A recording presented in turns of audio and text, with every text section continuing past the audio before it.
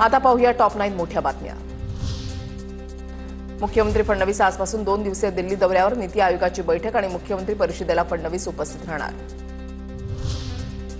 मुंबईमध्ये पालिका निवडणुकीसाठी भाजपचा मिशन 150। स्थानिक स्वराज्य संस्था जिंकायच्या आहेत, फडणवीसांच्या नेत्यांना सूचना। जिथे निवडणुका जिंकाल तिथे भरघोस निधी दिला जाईल, फडणवीसांचं वक्तव्य। भरघोस निधी दिला जाईल म्हणणं प्रलोभन आहे, लोकसंख्येच्या गणितावर निधी दिला पाहिजे। अंबादास दानवेंची फडणवीसांच्या वक्तव्यावर टीका। पुण्याच्या इंदापूरमध्ये अजित पवारांच्या राष्ट्रवादीच्या अध्यक्षावर गुन्हा दाखल। गोळीबार आणि महिलेची छेड काढल्याप्रकरणी शैलेश पवारवर गुन्हा दाखल।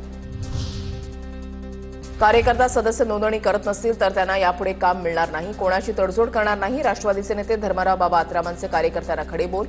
गडचिरोलीमध्ये राष्ट्रवादीची एकाती सत्ता येणाऱ्या काळामध्ये आणणार, धर्मराव बाबा आत्रामांचं वक्तव्य। सभासद नोंदणीसाठी आमची सुरुवात आहे। जिल्ह्याभरामध्ये 1500 ते 2000 सदस्य असले पाहिजेत। पक्षवाढीसाठी आपण आत्मचिंतन केलं पाहिजे, प्रफुल्ल पटेल यांची प्रतिक्रिया।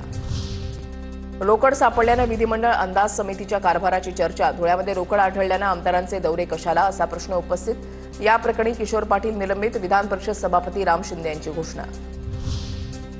अजित पवारांच्या राष्ट्रवादीचे माजी शहराध्यक्ष दीपक मानकर यांना अंतरिम अटकपूर्व जामीन।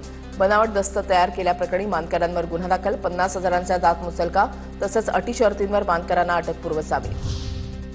शिक्षक भरती घोटाळ्याप्रकरणी सतीश मेंढेंवर अटकेची टाकती तलवार। मेंढेंच्या कार्यकाळामध्ये बोगस कागदपत्रांच्या आधारे आयडी तयार केल्याचा संशय। सतीश मेंढे सेवानिवृत्त शिक्षण उपसंचालक।